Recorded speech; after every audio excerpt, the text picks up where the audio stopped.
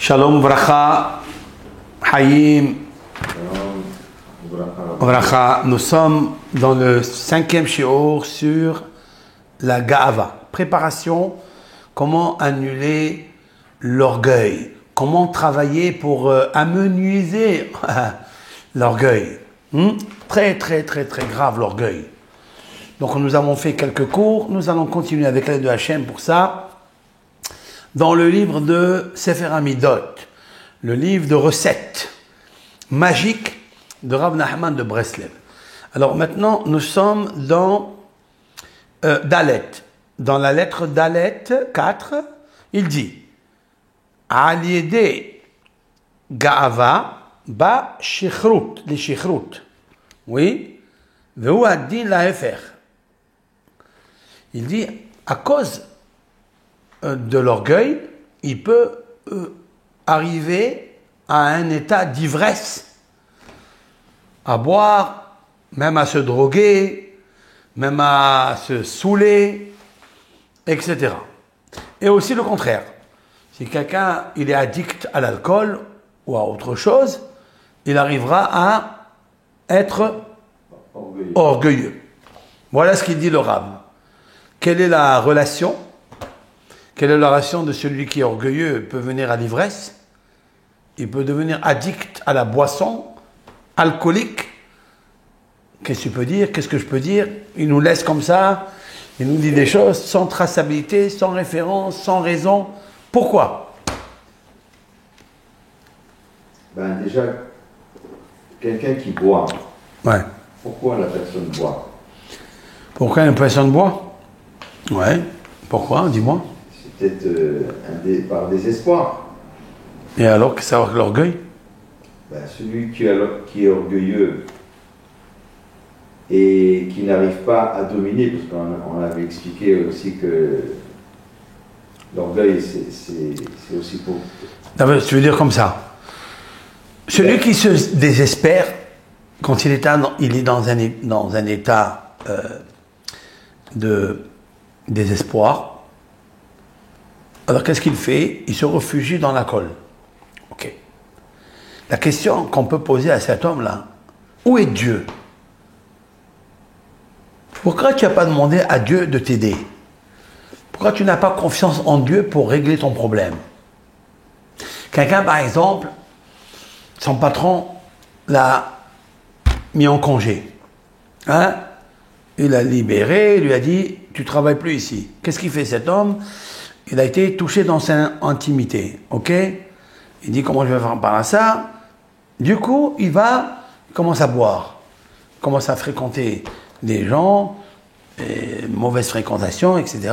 Et il commence à boire. Ok? Il rentre à la maison. Son épouse, par exemple, elle lui dit, mais qu'est-ce qui se passe? Qu'est-ce que tu es? Où tu étais? Il dit, non, j'étais un petit peu avec mes copains, etc. Ils vont commencer à crier. Lui, il va arriver à l'orgueil, il va dire n'importe quoi. Maintenant, cette personne-là, on lui demande, mais pourquoi tu n'as pas pensé que Dieu, il peut t'aider? Que même si ce patron qui est un patron en chair et en sang, que lui-même il est faillible et que lui-même il va disparaître un jour, que lui-même il peut faire faillite, comment ça se fait que tu n'as pas confiance en Hachem? Hein? Comment ça se fait que tu n'as pas confiance en Hachem pour que te régler le problème? C'est vrai ou pas?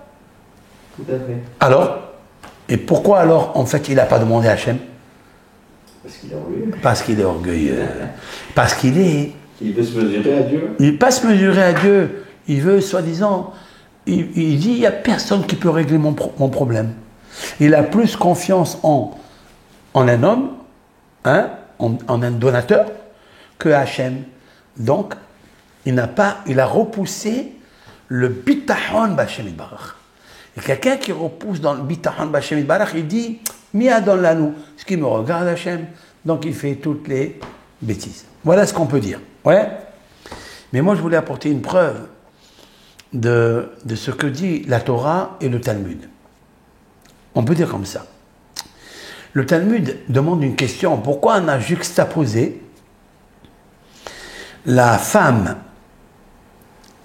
qui a dévoyé, celle qui a, entre guillemets, qui est soupçonnée en discutant avec une personne qui n'est pas son mari, alors que son mari lui a interdit, d'accord? Il l'a averti de ne pas parler avec cet homme. Et elle va dans un endroit caché et elle parle avec lui. Est-ce qu'elle a fait le péché? Elle n'a pas fait le péché? Qu'est-ce qu'on fait de cette femme? On la teste. On lui fait boire l'eau lustrale mélangée avec du sable qui est sous le terrain du Mishkan, du tabernacle. Il y avait un endroit connu où on promenait la terre sous l'autel des sacrifices. On prend cette terre vierge, on la mélange avec l'eau lustrale qui passait de Yam Okeanos, de l'eau, l'océan, le grand océan, c'est comme Atlantique, d'accord? Et on prenait les versets qui sont écrits dans cette paracha de Sota, avec le nom de Dieu. On écrivait cela sur un parchemin et on trempait ça dans l'eau et le nom de Dieu s'effaçait et on faisait boire cette femme-là. Si elle a fait le péché, alors il lui arrive ça et ça. S'il n'a rien fait, alors elle a beaucoup de mérite. D'accord? Donc la Torah nous dit, toute cette section, et immédiatement après, de quoi elle nous parle? Elle nous parle de la loi de l'abstinence, du nazir. La personne qui s'abstient de boire du vin et tout ce qui est assujetti au vin. Les graines de raisin, les pépins, les peaux, etc. Oui. Et cet homme-là, il devient un homme extraordinaire parce qu'il se sépare de quelque chose que tout le monde aime. Oui. Demande le Talmud. Lamanismecha parachazo les parachazo. Pourquoi on a juxtaposé la section du Naziria, de l'homme qui s'abstient de boire du vin, oui, de la femme qui a peut-être dévoyé de son mari? Réponse, pour nous dire, il faut éviter les boissons alcoolisées. Kol haroé, je dis le terme du Talmud. Kol haroé sota bekilkula. Si par exemple elle a fait le péché, qu'est-ce qu'il advient à cette femme? Qu'est-ce qui lui arrive? Il lui arrive que tous ses membres en bas, ils explosent, ils se désagrègent, et même ses pieds, ils se désagrègent et ils tombent. Et elle ne peut plus tenir sur ses pieds. Et nos sages disent, tout celui qui voit cette femme dévoyée après avoir vu l'eau lustrale, etc., toute cette recette, il doit se séparer du vin. Il doit se séparer du vin. Pourquoi il doit se séparer du vin? Envoyer cette femme qui est en train de se dévoyer. Dit le Talmud, parce que qui a causé qu'elle fasse ce péché? Avec son amant, elle a bu un petit picolage de vin avant de faire les haïm, de faire l'action interdite, ils boivent un peu de vin. Comme ça, ils oublient le souci, ils rentrent dans un fantasme, ils rentrent dans un monde de drogue, et après, ils font l'action. Et puisque cette femme-là et l'amant, il était obligé par un aimant du vin en s'aimant pour pratiquer l'action mauvaise, la Torah dit, voici ce qu'il faut faire. Éloigne-toi du vin. Comme ça, jamais tu atterris, jamais tu arrives à la situation de toucher une femme qui ne t'appartient pas. Tu as compris? Donc, une femme ou un homme qui est parti avec une femme qui est dévoyée, il a bu du vin. Donc il devient ivre avant l'orgueil.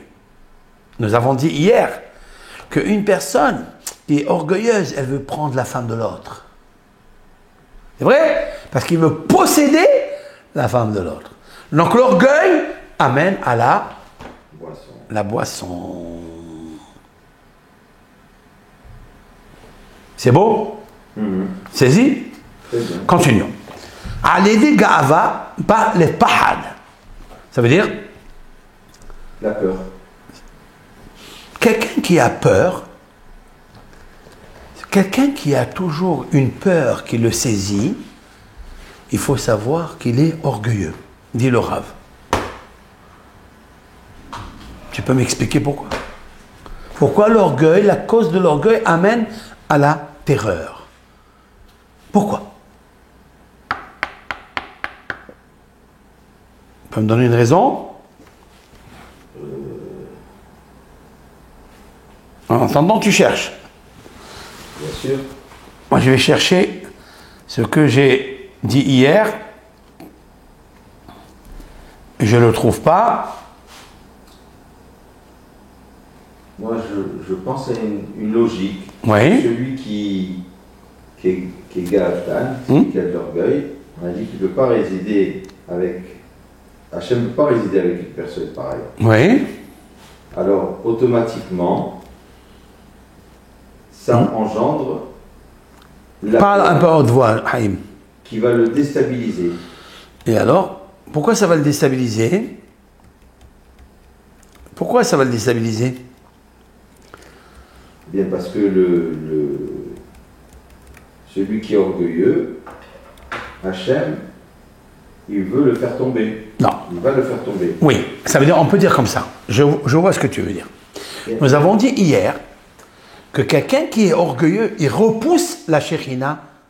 Mashpil Geim, voilà. Il y a un Voilà. morceau dans le Tehillim. Bien. Mais qu'est-ce que ça va avec la peur? Peut-être la peur, c'est un des éléments déclencheurs. Je vais t'expliquer. Quelqu'un qui est orgueilleux, nous avons dit qu'il fait sauter la Shekhinah, la Neshama qu'il a à l'intérieur de lui. Nous l'avons dit hier. Oui. Si tu enlèves le bouclier que Dieu il a mis à l'intérieur de toi, tu vas avoir peur parce que tu n'as pas de protection. Simple et beau et tranquille. Quelqu'un qui est vivace, quelqu'un qui a la neshama, c'est qu'il est en contact avec Akadosh Baruch Hu. Il est en contact. Il n'a peur de rien. Parce qu'il a le bitachon Hashem Barach.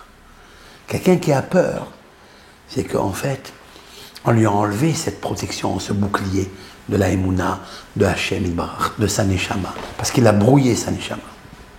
Étant donné que quelqu'un qui est orgueilleux, il est obligé de se mettre en colère. Et se mettre en colère, sa neshama ne résiste pas de rester avec lui. Elle ne résiste pas de rester avec lui. Donc qu'est-ce qui se passe? Mais Fahed, il commence à avoir peur. Il ne sait pas de quoi il a peur. Ça, c'est le premier pirouche que je vais te dire. Donc ça veut dire quoi? Ça veut dire que quelqu'un qui a enlevé Dieu de lui, parce que Dieu, il dit, moi et lui, l'orgueilleux, on ne peut pas coexister ensemble. On ne peut pas. C'est impossible. Ou lui ou moi. Donc si tu retires Dieu, qu'est-ce qui se passe? Tu es faible. Tu as toutes les forces qui t'attaquent de tous les côtés. C'est vrai? Azoum et Fahed. Azoum et Fahed, il a peur. Un Baal Bitahon, quelqu'un qui est anav, qui a confiance en Dieu, il n'a peur de personne. Il affronte la vie. Il n'a pas de souci. Il ne s'angoisse pas. Donc l'angoisse attire la peur et la peur crée l'angoisse. Ça, c'est première réponse. Deuxième réponse que je voudrais dire, sur tout être humain, n'importe lequel, il a un ange en haut.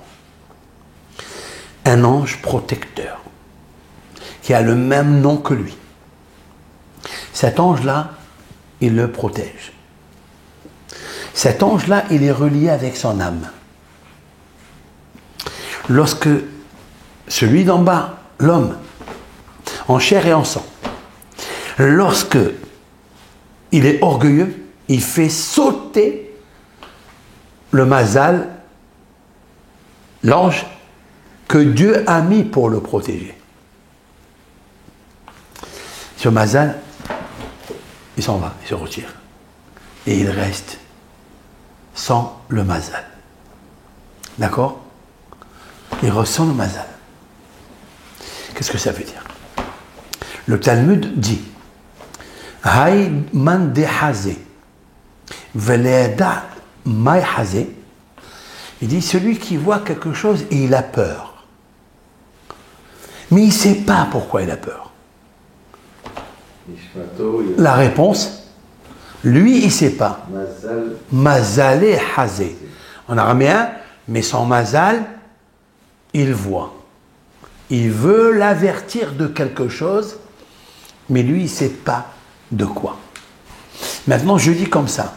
À quel moment un homme, son mazal, il lui envoie des signaux pour lui dire, attention, il y a quelque chose qui va arriver. Attention, la peur que tu as, c'est parce qu'il y a quelque chose. C'est quoi cette chose-là? Le mazal, son ange, qui est à côté de Dieu, parce qu'il est spirituel, il est ciel. Lui, il sait pourquoi. Parce que quand tu refuses Akadosh Baruch Hu, quand tu es orgueilleux, Dieu il s'éloigne de toi.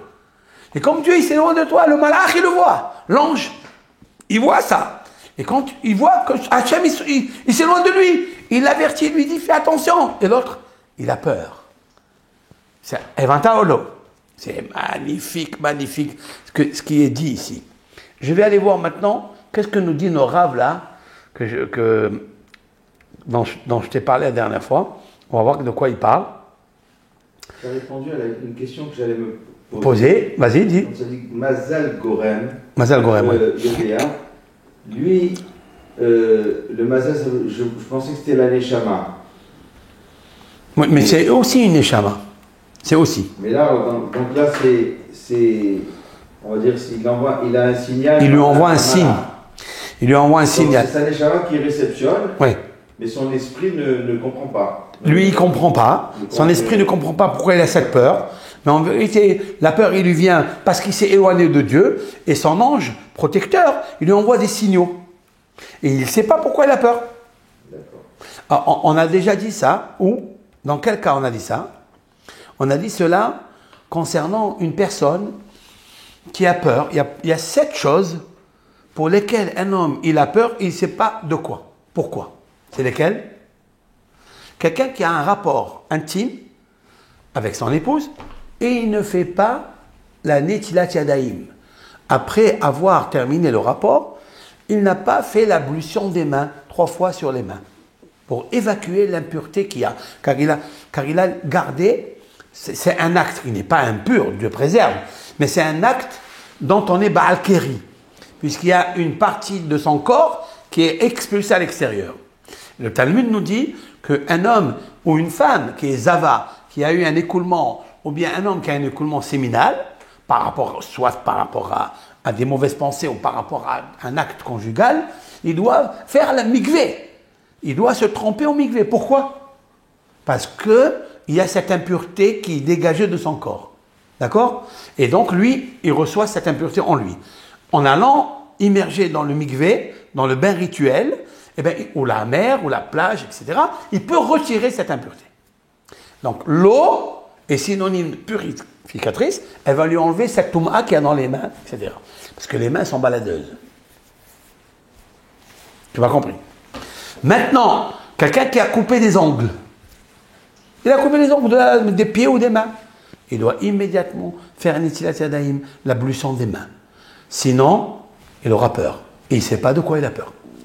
Celui qui, par exemple, se lave après une douche, après un bain, il doit se laver les mains.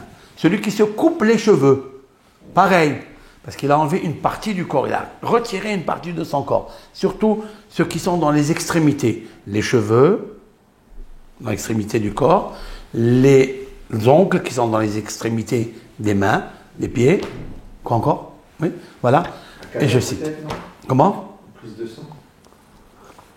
Celui qui fait une prise de sang, absolument.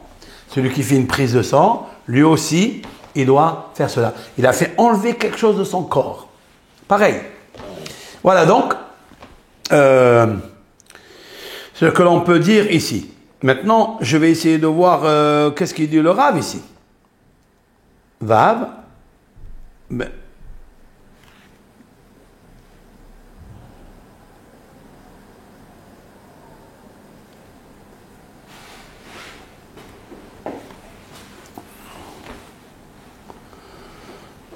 il n'y a pas marqué. Il n'a rien dit. Il n'a rien dit. Ah non, voilà. Waouh! Lui, il amène un verset de Jérémie. Yirmiya, même tête. Mais il n'a pas expliqué. Dans Jérémie, là-bas, vous pouvez lire dans Jérémie 49, il dit comme ça. Matit halelu. Pourquoi vous enorgueillir? Hineni mi ve'alecha pahad. Voici, je vais amener sur vous la peur. Ouh. Voilà ce qu'il dit. Que celui qui s'enorgueillit, Hachem, Sa punition, c'est de lui amener le pahad. Quelle explication?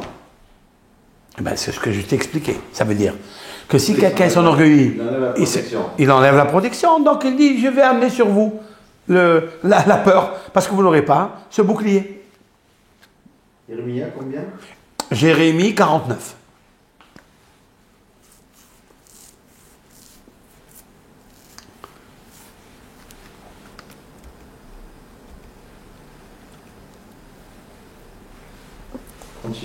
Continuons. Maintenant, la lettre Vav, 6. Segula le batel gaava. Voici une vertu, voici une combine, une émouna. Comment annuler l'orgueil? L'iten tzedaka. C'est de donner de la charité. Non. Quelle est la réciprocité? Quelle est la relation? Quelqu'un qui est orgueilleux, pour briser son orgueil, il doit donner la charité. Un don aux pauvres, à un organisme de Torah ou de social, etc. Pourquoi? Il amène un verset. Ézéchiel 16, chapitre 16. Geon, ça va à ta lehem. Geon, ça veut dire orgueilleux. Tu t'es rassasié du pain. Veyad ani ve'evion, lo ehzika. Et la main du pauvre, hein? Oui. La main du pauvre, tu n'as pas soutenu. Et vous êtes enorgueillis. Voilà ce qu'il dit le texte. Ce qui voudrait dire qu'en effet, l'orgueilleux, tu as mangé du pain. Et le pauvre, tu n'as pas aidé. On voit de là que si tu aides le pauvre, tu corriges l'orgueil. Ça, c'est vrai. Dans le texte, on peut interpréter, c'est révolutionnaire ça. C'est vrai. Mais qu'est-ce qu'on peut dire? Quelle est la raison logique, cartésienne? C'est laquelle? Réfléchis. J'invite, bien sûr, quand je fais ces petits cours, j'invite tout le monde à réfléchir en même temps et de marquer sur les commentaires ce que vous pensez. Donc je pose une question. Pourquoi celui qui donne de la charité à un pauvre, il casse l'orgueil? Tu peux me dire? Oui, parce que quand on donne de la tzedaka, d'abord on fait un chesed. Tu fais du chesed, tu fais du bien, mais tu peux être orgueilleux. Quelqu'un il peut être un homme donateur, mais ça peut être un pur orgueilleux. Oui. Qu'est-ce que ça a à voir? Parce que je donne la tzedaka, je peux modifier l'orgueil. Oui. Allez, dis-moi. Quand on donne de la tzedaka, on donne une partie de soi-même. Parce que bon, c'est notre labeur, notre sueur. Et le fait de donner de ta sueur à quelqu'un, de donner une partie de ta sueur, tu enlèves une partie de ta ga'ava. Ça veut dire que c'est un signe de modestie, voilà. D'humilité. C'est un signe que tu ne veux pas posséder l'autre. Tu veux te déposséder et partager avec l'autre. C'est possible. C'est possible. Mais je voudrais dire quelque chose d'un peu kabbalistique. Le Harizal a dit que celui qui donne la tzedaka, il construit le nom de Dieu. Lorsque vous prenez une pièce ou un billet, vous prenez une pièce, donc vous prenez la lettre Yud. Vous la prenez avec votre Yud, c'est la première lettre du tétragramme. Yud, 10. Après, vous le tenez avec la main, il y a 5 doigts. Yud, He, 5. 5, He, c'est 5, il y a 5 doigts. Le bras, il a la forme du Vav, 6. Donc j'ai construit Yud et Vav, il reste maintenant le He, 5. C'est la main du pauvre. Lorsque le pauvre, il tient sa main comme ça, tu lui mets la pièce avec qui est tenue dans les 5 doigts par le bras qui est le Vav, Yud, Ke, Vav, et tu construis le nom de Hachem. Donc tu ramènes ce que tu as détruit. Puisque l'orgueilleux, il repousse Dieu. L'orgueilleux repousse Yud, Ke, Vav, Ke, il repousse Hachem. Mais quand tu fais la tzedaka, tu brises cela. Parce que tu construis le nom de Dieu par ton geste.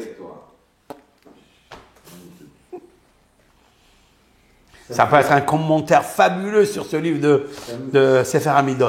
Ça me fait rappeler un petit sippo que j'ai lu. Il y avait un rab quand il mettait la tzedaka dans la coupa, dans la tirelire. La tirelire, là. Il la prenait dans sa main.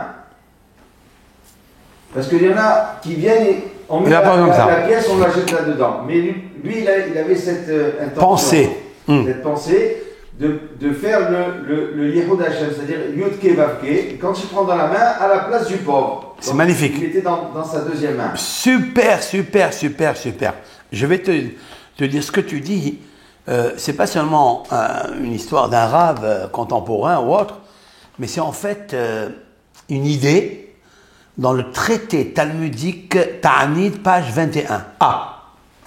Je vais t'expliquer. Lorsque Rabban Yohanan ben Zakkai, Rabbi Eliezer et Rabbi Akiva étaient dans un bateau et donc ils ont voyagé pour aller acheter des commerces, etc., acheter des marchandises, oui, pour subvenir à leur famille et à la yeshiva, à l'école qu'ils avaient. Alors, il a commencé à chavirer, le bateau il a commencé à chavirer. Oui. Il y a eu des vagues énormes. Oui. Alors, Rabban Gamliel a dit, c'est le moment de donner de tzedaka pour être sauvé. C'est le moment de donner la tzedaka pour être sauvé. Alors, Rabban Gamliel, Rabbi Eliezer, le maître de Rabbi Akiva, il dit, mais il n'y a pas de pauvres. Alors, Rabbi Akiva a dit, moi, je suis la main du pauvre. Yad anihim ava.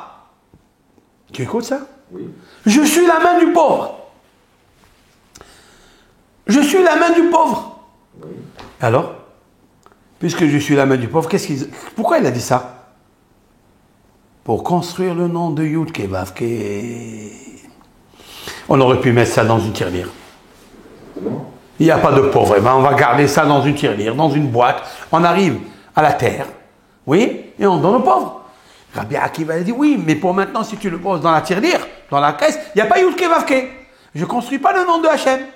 Mais c'est mieux de le mettre dans mes mains, parce que moi, je suis la main du pauvre, le He. Comme ça, vous faites Yud et Vav, et moi, le He, les 5 doigts, et avec ça, tu vas. Tu as compris? C'est magnifique, c'est majestueux, ça. Donc avec ça, on unifie le nom de Dieu. Voilà. Donc c'est pour ça que celui qui donne la tzedaka, il corrige la gava, l'orgueil. On se rapprochant de Dieu. Ça va? Comme ça? Allez. Hazak Baour, Kol Tov Lachem, Bracha Ve'aslaha pour tout le monde qui nous écoute et que ces cours-là agissent en nous pour travailler à modifier l'orgueil qui est très exécrable et abominable devant Dieu, surtout avant Rosh Hashanah, de rentrer avec une soumission pour introniser le roi des rois. Amen.